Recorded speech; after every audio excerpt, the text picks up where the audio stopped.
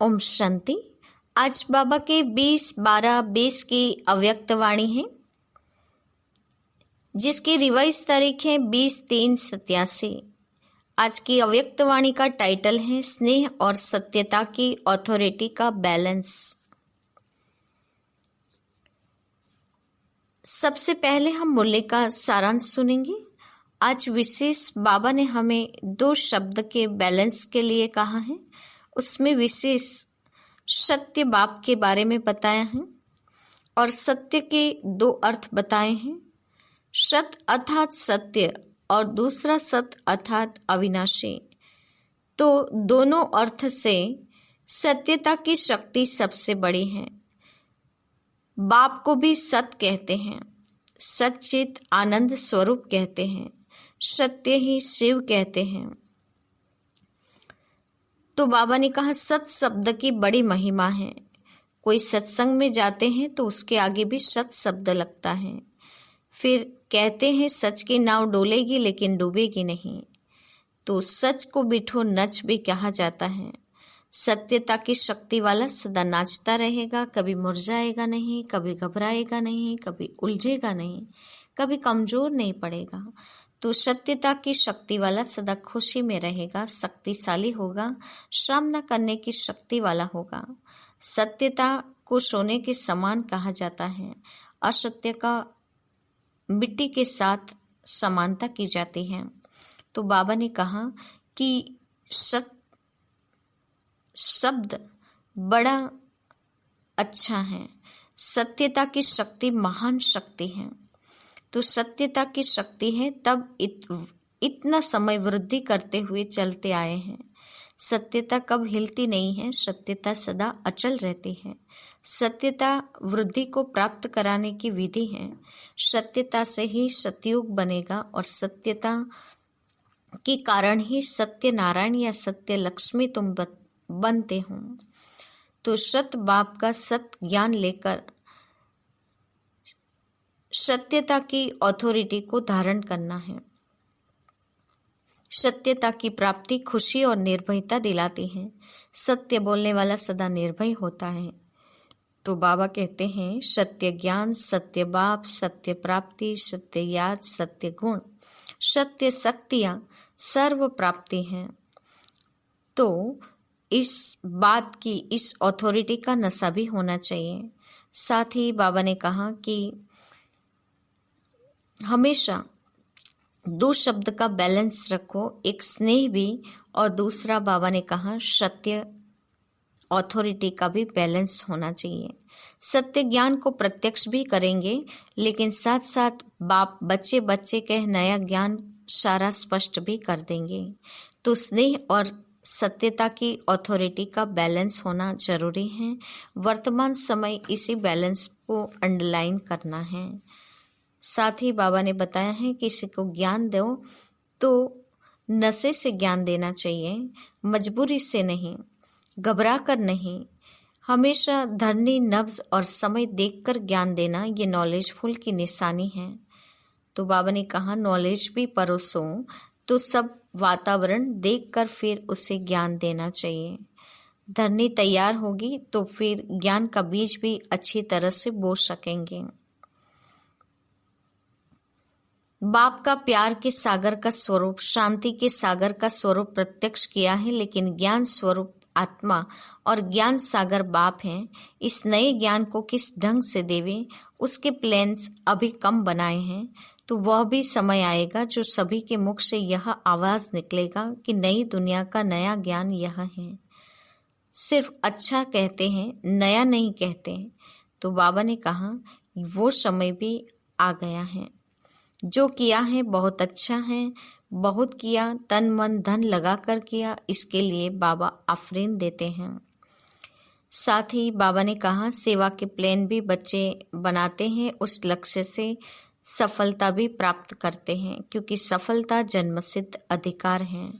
तो हर बात में बाबा ने कहा दुनिया में भी नवीनता अच्छी लगती है, तो तुम बच्चों को भी नवीनता से ज्ञान देना है। नवीनता, महानता, ये शब्द बड़े ऊंचे और अच्छे हैं।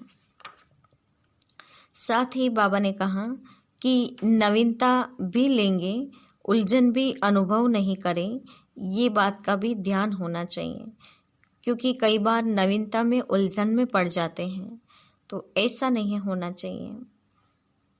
साथ ही बाबा ने कहा कि हर कदम में बाप की ब्लेसिंग लेने के अधिकारी बन जाएं, इस प्रकार से सेवा करनी है और मन के मौन से सेवा की नई इन्वेंशन निकालकर सिद्धि स्वरूप बनना है।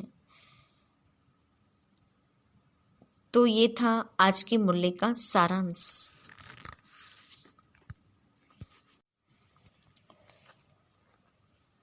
अब हम मुरली की शुरुआत करते हैं। फिर से आज के अव्यक्त वाणी का टाइटल है स्नेह और सत्यता की ऑथोरिटी का बैलेंस। आज सत बाप, सत शिक्षक, सतगुरु अपने सत्यता के शक्तिशाली सत बच्चों से मिलने आए हैं। सबसे बड़े ते बड़ी शक्ति का ऑथोरिटी सत्यता की है। सत दो अर्थ से कहा जाता है, एक सत अर्थात सत्य और दूसरा सत अर्थात अविनाशी। दोनों अर्थ से सत्यता की शक्ति सबसे बड़ी है। बाप को सत बाप कहते हैं। बाप तो अनेक हैं, लेकिन सत बाप एक हैं। सत शिक्षक, सतगुरु एक ही हैं। सत्य को ही परमात्मा कहते हैं, अर्थात परम आत्मा की विशेषता सत्य अर्थात सत है। आपका गीत भी है, सत्य ही शिव है। दुनिया में भी कहते हैं सत्यम शिवम सुंदरम। साथ साथ बाप परमात्मा के लिए सच्चित आनंद स्वरूप कहते हैं।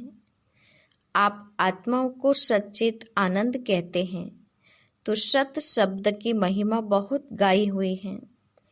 और कभी भी कोई भी कार्य में ऑथोरिटी से बोलते तो यही कहेंगे, मैं सच्चा हूँ, इसलिए ऑथोरिटी से बोलता हूँ। सत्य के लिए गायन है, सत्य की नाव डोलेगी लेकिन डूबेगी नहीं। आप लोग भी कहते हो सच तो बिठो नच। सच्चा अर्थात सत्यता की शक्ति वाला सदा नाचता रहेगा, कभी मुरझाएगा नहीं, उलझेगा नहीं, घबराएगा नहीं, कमजोर नहीं होगा।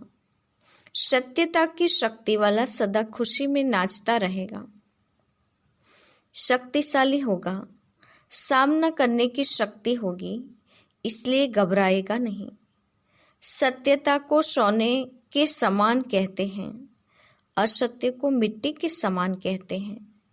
भक्ति में भी जो परमात्मा की तरफ लगन लगाते हैं, उन्हों को सत्संगी कहते हैं, सत का संग करने वाले हैं। और लास्ट में जब आत्मा शरीर छोड़ती है तो भी क्या कहते हैं, सत नाम संग है। तो सत अविनाशी, सत सत्य है। सत्यता की शक्ति महान शक्ति है। वर्तमान समय मेजॉरिटी लोग आप सबको देखकर क्या कहते हैं, इन्हों में सत्यता की शक्ति है, तब इतना समय वृद्धि करते हुए चल रहे हैं। सत्यता कब हिलती नहीं है, सत्यता अचल होती है। सत्यता वृद्धि को प्राप्त करने की विधि है। सत्यता की शक्ति से सतयुग बनाते हो, स्वयं भी सत्यनारायण सत्य लक्ष्मी बनते हो। यह सत्य ज्ञान है, सत बाप का ज्ञान है, इसलिए दुनिया से न्यारा और प्यारा है। तो आज बाप दादा सभी बच्चों को देख रहे हैं कि सत्य ज्ञान की सत्यता की ऑथोरिटी कितनी धारण की है। सत्यता हर आत्मा को आकर्षित करती है। चाहे आज की दुनिया झूठ है, सब झूठ है, अर्थात सब में झूठ मिला हुआ है, फिर भी सत्यता की शक्ति वाले विजयी बनते हैं। सत्यता की प्राप्ति खुशी और निर्भयता है। सत्य बोलने वाला सदा निर्भय होगा, उनको कब भय नहीं होगा। जो सत्य नहीं होगा तो उनको भय जरूर होगा। तो आप सभी सत्यता के शक्तिशाली श्रेष्ठ आत्माएं हों। सत्य ज्ञान, सत्य बाप, सत्य प्राप्ति, सत्य याद, सत्य गुण, सत्य शक्तियां सर्व प्राप्ति हैं। तो इतनी ऑथोरिटी का नशा रहता है। ऑथोरिटी का अर्थ अभिमान नहीं है। जितना बड़े ते बड़ी ऑथोरिटी, उतना उनकी वृत्ति में रूहानी ऑथोरिटी रहती है। वाणी में स्नेह और नम्रता होगी, यही ऑथोरिटी की निशानी है। जैसे आप लोग वृक्ष का दृष्टांत देते हो, वृक्ष में जब संपूर्ण फल की ऑथोरिटी आ जाती है तो वृक्ष झुकता है, अर्थात निर्माण बनने की सेवा करता है। ऐसे रूहानी ऑथोरिटी वाले बच्चे जितनी बड़ी ऑथोरिटी, उतने निर्माण और सर्व के स्नेही होंगे। लेकिन सत्यता की ऑथोरिटी वाले निरअहंकारी होते हैं, तो ऑथोरिटी भी हो, नशा भी हो और निरअहंकारी भी हो। इसको कहते हैं सत्य ज्ञान का प्रत्यक्ष स्वरूप। जैसे इस जूठ खंड के अंदर ब्रह्मा बाप सत्यता की ऑथोरिटी का प्रत्यक्ष साकार स्वरूप देखा ना, उनके ऑथोरिटी के बोल कभी भी अहंकार की वासना नहीं देंगे। मुरली सुनते हो तो कितनी ऑथोरिटी के बोल हैं, लेकिन अभिमान के नहीं। ऑथोरिटी के बोल में स्नेह समाया हुआ है, निर्माणता है, निरअहंकार है। इसलिए ऑथोरिटी के बोल प्यारे लगते हैं। सिर्फ प्यारे नहीं, लेकिन प्रभावशाली भी होते हैं। फॉलो फादर है ना। सेवा में व कर्म में फॉलो ब्रह्मा बाप हैं, क्योंकि साकारी दुनिया में साकार एग्जाम्पल हैं, सैंपल हैं। तो जैसे ब्रह्मा बाप को कर्म में, सेवा में, सूरत से, हर चलन से चलता फिरता ऑथोरिटी स्वरूप देखा, ऐसे फॉलो फादर करने वाले में भी स्नेह और ऑथोरिटी, निर्माणता और महानता दोनों साथ साथ दिखाई दें। ऐसे नहीं कि सिर्फ स्नेह दिखाई दे और अथॉरिटी गुम हो जाए, या अथॉरिटी दिखाई दे तो स्नेह गुम हो जाए। जैसे ब्रह्मा बाप को देखा, वह अभी भी मुरली सुनते हों, प्रत्यक्ष प्रमाण है ना। तो बच्चे बच्चे भी कहेंगे, लेकिन अथॉरिटी भी दिखाएगा। स्नेह से बच्चे भी कहेगा और अथॉरिटी से शिक्षा भी दे देगा। सत्य ज्ञान को प्रत्यक्ष भी करेंगे, लेकिन बच्चे बच्चे कहते नया ज्ञान सारा स्पष्ट कर देंगे। इसको कहते हैं स्नेह और सत्यता की ऑथोरिटी का बैलेंस। तो वर्तमान समय सेवा में इस बैलेंस को अंडरलाइन करो। किस बैलेंस को? ऑथोरिटी और स्नेह। धरनी बनाने के लिए स्थापना के से लेकर अब तक 50 वर्ष पूरे हो गए। विदेश की धरनी भी अब काफी बन गई हैं। बल 50 वर्ष नहीं हुए हैं, लेकिन बने बनाए साधनों पर आए हों, इसलिए शुरू से 50 वर्ष और अब के 50 वर्ष बराबर हैं। डबल विदेश से सब कहते हम लास्ट सो फर्स्ट हैं, तो समय में भी फास्ट सो फर्स्ट होंगे ना। निर्भय की ऑथोरिटी जरूर देखो। एक ही बाप का नया ज्ञान सत्य ज्ञान है, और नए ज्ञान से नई दुनिया स्थापन होती है। यह ऑथोरिटी और नशा स्वरूप में इमर्ज हो। 50 वर्ष तो मर्ज रखा, लेकिन इसका अर्थ यह नहीं कि जो भी आवे उनको पहले से ही नए ज्ञान की नई बातें सुनाकर कंफ्यूज कर दो। यह भाव नहीं है। धरनी, नब्ज, समय, ये सब देख कर के ज्ञान देना है। यही नॉलेजफुल की निशानी है। आत्मा की इच्छा देखो, नब्ज देखो, धरनी बनाओ, लेकिन अंदर सत्यता के, निर्भयता की शक्ति जरूर हो। लोग क्या कहेंगे, यह भय न हो। निर्भय बन धरनी बल बनाओ। कई बच्चे समझते हैं यह ज्ञान तो नया है, कई लोग समझ ही नहीं सकेंगे, लेकिन बेसमझ को ही समझाना है। यह जरूर है, जैसा व्यक्ति वैसी रूपरेखा बनानी पड़ती है, लेकिन व्यक्ति के प्रभाव में नहीं आ जाओ। अपने सत्य ज्ञान की अथॉरिटी से व्यक्ति को परिवर्तन करना ही है। यह लक्ष्य नहीं भूलो। अब तक जो किया वह ठीक था, करना ही था, आवश्यक था, क्योंकि धरनी बनानी थी। लेकिन कब तक धरनी बनाएंगे और कितना समय चाहिए? दवाई भी दी जाती है तो पहले ही ज्यादा ताकत की नहीं दी जाती, पहले हल्की दी जाती है। लेकिन ताकत वाली दवाई दो ही नहीं, हल्की पर ही चलाते चलो। यह नहीं करो। किसी कमजोर को हाई पावर वाली दवाई दे दी तो यह भी रॉन्ग है। परखने की भी शक्ति चाहिए, लेकिन अपने सत्य नए ज्ञान की अथॉरिटी जरूर चाहिए। आपकी सूक्ष्म अथॉरिटी की वृत्ति ही उन्हों की वृत्तियों को चेंज करेगी। यह धरनी बनेगी। और विशेष जब सेवा कर मधुबन तक पहुंचते हो तो कम से कम उन्हों को यह जरूर मालूम पड़ना चाहिए, इस धरनी पर उन्हों की भी धरनी बन जाती है। कितनी भी कलराठी धरनी हो, किसी भी धर्म वाला हो, किस भी पोजीशन वाला हो, लेकिन इस धरनी पर वह भी नर्म हो जाते हैं। और नर्म धरनी बनने के कारण उसमें जो भी बीज डालेंगे उसका फल सहज निकलेगा। सिर्फ डरो नहीं, निर्भय जरूर बनो। युक्ति से दो।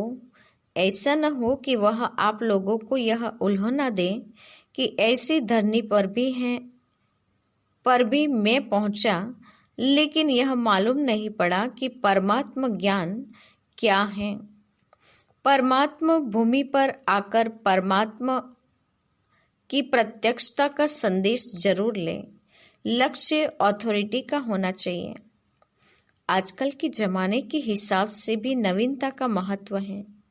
फिर भल कोई उल्टा भी नया फैशन निकालते हैं तो भी फॉलो करते हैं। पहले आर्ट देखो कितना बढ़िया था, आजकल का आर्ट तो उनके आगे जैसे लकीरें लगेगी। लेकिन मॉडर्न आर्ट पसंद करते हैं।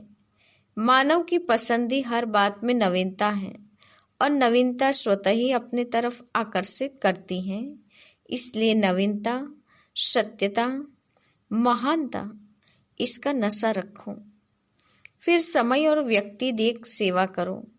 ये लक्ष्य जरूर रखो कि नई दुनिया का नया ज्ञान प्रत्यक्ष जरूर करना है। अभी स्नेह और शांति प्रत्यक्ष हुई है। बाप का प्यार के सागर का स्वरूप, शांति के सागर का स्वरूप प्रत्यक्ष किया है। लेकिन ज्ञान स्वरूप आत्मा और ज्ञान सागर बाप है। इस नए ज्ञान को किस ढंग से देवे, उसके प्लान्स अभी कम बनाए हैं। वह भी समय आएगा जो सभी के मुख से यह आवाज निकलेगा कि नई दुनिया का नया ज्ञान यह है। ये सिर्फ अच्छा कहते हैं, नया नहीं कहते। याद की सब्जेक्ट को अच्छा प्रत्यक्ष किया है, इसलिए धरनी अच्छी बन गई है। और धरनी बनाना पहला आवश्यक कार्य भी जरूरी है। जो किया है वह बहुत अच्छा और बहुत किया है, तन मन धन लगाकर किया है। इसके लिए आफरीन भी देते हैं। पहले जब विदेश में गए थे तो यही त्रिमूर्ति के चित्र पर समझाना कितना मुश्किल समझते थे, लेकिन अभी त्रिमूर्ति का चित्र पर ही आकर्षित होते हैं। ये सीढ़ी का चित्र भारत की कहानी समझते थे, लेकिन विदेश में इस चित्र पर आकर्षित होते हैं। तो जैसे वह प्लान बनाए कि यह नई बात किस ढंग से सुनावे, तो अब भी इन्वेंशन करो। यह नहीं सोचो कि यह तो करना ही पड़ेगा। नहीं, बाप दादा यह लक्ष्य देते हैं, नवीनता की महानता की शक्ति धारण करो। इसको भूलो नहीं। दुनिया को समझाना है, दुनिया की बातों से घबराओ नहीं। अपना तरीका इन्वेंट करो, क्योंकि इन्वेंटर आप बच्चे ही हो ना। सेवा के प्लान बच्चे ही जानते हैं। जैसा लक्ष्य रखेंगे वैसा प्लान बहुत अच्छे से अच्छा बन जाएगा और सफलता तो जन्मसिद्ध अधिकार है ही। इसलिए नवीनता को प्रत्यक्ष करो। जो भी ज्ञान की गुह्य बातें हैं उसको स्पष्ट करने की विधि आपके पास बहुत अच्छी है और स्पष्टीकरण है। एक एक पॉइंट को लॉजिकल स्पष्ट कर सकते हो, अपनी अथॉरिटी वाले हो। कोई मनोमय व कल्पना की बातें तो है नहीं, यथार्थ है, अनुभव है। अनुभव की अथॉरिटी, नॉलेज की अथॉरिटी, सत्यता की अथॉरिटी, कितनी अथॉरिटीज हैं। तो अथॉरिटी और स्नेह दोनों का साथ साथ कार्य में लगाओ। बाप दादा खुश हैं कि मेहनत से सेवा करते करते इतनी वृद्धि को प्राप्त किया है और करते ही रहेंगे। चाहे देश है चाहे विदेश है, देश में भी व्यक्ति और नफ्स देख सेवा करने में सफलता है, विदेश में भी इसी विधि से सफलता है। पहले संपर्क में लाते हैं, यह धरनी बनती है। संपर्क के बाद फिर संबंध में लाओ, सिर्फ संपर्क तक छोड़ नहीं दो। संबंध में लाकर फिर उन्हों को बुद्धि से समर्पित कराओ, यह है लास्ट स्टेज। संपर्क में लाना भी आवश्यक है, फिर संबंध में लाना है। संबंध में आते आते समर्पण बुद्धि हो जाए कि जो बाप ने कहा वही सत्य है, फिर क्वेश्चन नहीं उठते। जो बाबा कहता वही सही है, क्योंकि अनुभव तो हो जाता है, फिर क्वेश्चन समाप्त हो जाता। इसको कहते हैं समर्पण बुद्धि, जिसमें सब स्पष्ट अनुभव होता। लक्ष्य यह रखो कि समर्पण बुद्धि तक लाना अवश्य है। तब कहेंगे माइक तैयार हुए। माइक क्या आवाज करेगा? सिर्फ अच्छा अच्छा ज्ञान है, इन्हों का नहीं। यह नया ज्ञान है और यही नई दुनिया लाएगा। यह आवाज हो तब तो कुंभकर्ण जागेंगे ना, नहीं तो सिर्फ आंख खोलते हैं, बहुत अच्छा कह फिर नींद आ जाती है। इसलिए जैसे स्वयं बालक सो मालिक बन गए ना, ऐसे बनाओ। बेचारों को सिर्फ साधारण प्रजा तक नहीं लाओ, लेकिन राज्य अधिकारी बनाओ। उसके लिए प्लान बनाओ, किस विधि से करो जो कंफ्यूज भी न हो और समर्पण बुद्धि भी हो जाए, नवीनता भी लगे, उलझन भी अनुभव नहीं करें, स्नेह और नवीनता की अथॉरिटी लगे। अब तक जो रिजल्ट रही, सेवा की विधि, ब्राह्मणों की वृद्धि रही, वह बहुत अच्छा है, क्योंकि पहले बीज को गुप्त रखा, वह भी आवश्यक है। बीज को गुप्त रखना होता है, बाहर रखने से फल नहीं देता। धरनी के अंदर बीज को रखना होता है, लेकिन अंदर धरनी में ही न रह जाए, बाहर प्रत्यक्ष हो, फल स्वरूप बने। यह आगे की स्टेज है, समझा?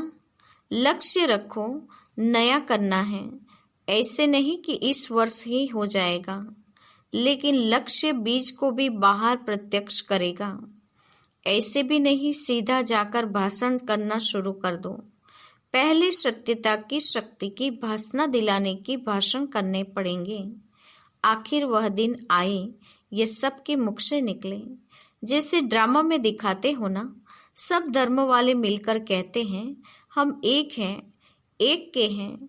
वह ड्रामा दिखाते हो, ये प्रैक्टिकल में स्टेज पर सब धर्म वाले मिलकर एक ही आवाज में बोले, एक बाप है, एक ही ज्ञान है, एक ही लक्ष्य है, एक ही घर है, यही है।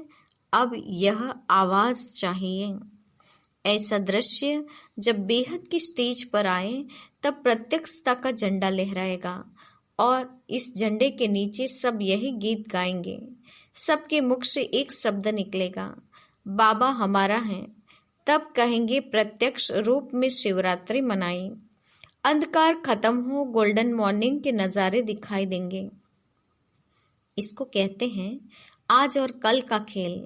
आज अंधकार, कल गोल्डन मॉर्निंग, यह है लास्ट पर्दा, समझा? बाकी जो प्लान बनाए हैं वो अच्छे हैं। हर एक स्थान की धरनी प्रमाण प्लान बनाना ही पड़ता है। धरनी के प्रमाण विधि में कोई अंतर की अगर करना पड़ता है, ऐसी कोई बात नहीं है। लास्ट में सभी को तैयार कर मधुबन धरनी पर छाप जरूर लगानी है। भिन्न भिन्न वर्ग को तैयार कर स्टैंप यानी कि छाप जरूर लगानी है। पासपोर्ट पर भी स्टैंप लगाने के सिवाय जाने नहीं देते हैं ना, तो स्टैंप यहाँ मधुबन में ही लगेगी। यह सब तो है ही सरेंडर। अगर यह सरेंडर नहीं होते तो सेवा के निमित्त कैसे बनते? सरेंडर है तब ब्रह्मा कुमार कुमारी बन सेवा के निमित्त बने हों।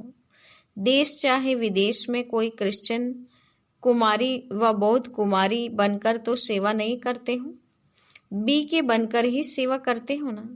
तो सरेंडर ब्राह्मणों की लिस्ट में सभी हैं, अब औरों को कराना है। मर्जीवा बन गए, ब्राह्मण बन गए। बच्चे कहते हैं मेरा बाबा, तो बाबा कहते हैं तेरा हो गया, तो सरेंडर हुए ना। चाहे प्रवृत्ति में हो चाहे सेंटर पर हो, लेकिन जिसने दिल से कहा मेरा बाबा, तो बाप ने अपना बनाया। यह तो दिल का सौदा है, मुख का स्थूल सौदा नहीं है, यह दिल का है। सरेंडर माना श्रीमत के अंडर रहने वाले। सारी सभा सरेंडर है ना, इसलिए फोटो भी निकाला है। अब चित्र में आ गए तो बदल नहीं सकते। परमात्मा घर में चित्र हो जाए यह कम भाग्य नहीं है। ये स्थूल फोटो नहीं है, लेकिन बाप के दिल में फोटो निकल गया। अच्छा, सर्व सत्यता की अथॉरिटी वाली श्रेष्ठ आत्माओं को, सर्व नवीनता और महानता को प्रत्यक्ष करने वाले सच्चे सेवाधारी बच्चों को, सर्व स्नेह और अथॉरिटी के बैलेंस रखने वाले, हर कदम में बाप का ब्लेसिंग लेने के अधिकारी श्रेष्ठ आत्माओं को, सर्व सत अर्थात अविनाशी रत्नों को, अविनाशी पार्ट बजाने वालों को, अविनाशी खजाने के बालक सो मालिकों को, विश्व रचता बाप सत शिक्षक सतगुरु का याद प्यार और नमस्ते। हम बच्चों की ओर से भी बाप दादा को याद प्यार और नमस्ते। आज का वरदान है, मन के मौन से सेवा की नई इन्वेंशन निकालने वाले सिद्धि स्वरूप भव। मन के मौन से सेवा की नई इन्वेंशन निकालने वाले सिद्धि स्वरूप भव। वरदान का स्पष्टीकरण है, जैसे पहले पहले मौन व्रत रखा था तो सब फ्री हो गए थे, टाइम बच गया था, ऐसे अब मन का मौन रखो जिससे व्यर्थ संकल्प आवे ही नहीं। जैसे मुख से आवाज न निकले वैसे व्यर्थ संकल्प न आए। यह है मन का मौन, तो समय बच जाएगा। इस मन के मौन से सेवा की ऐसी नई इन्वेंशन निकलेगी जो साधना कम और सिद्धि ज्यादा होगी। जैसे साइंस के साधन सेकंड में विधि को प्राप्त कराते हैं, वैसे इस साइलेंस के साधन द्वारा सेकंड में विधि प्राप्त होगी। आज का स्लोगन है, जो स्वयं समर्पित स्थिति में रहते हैं, सर्व का सहयोग भी उनके आगे समर्पित होता है। जो स्वयं समर्पित होकर रहते हैं, उनको सर्व का सहयोग समर्पित रूप से मिलता है। अच्छा, ओम शांति।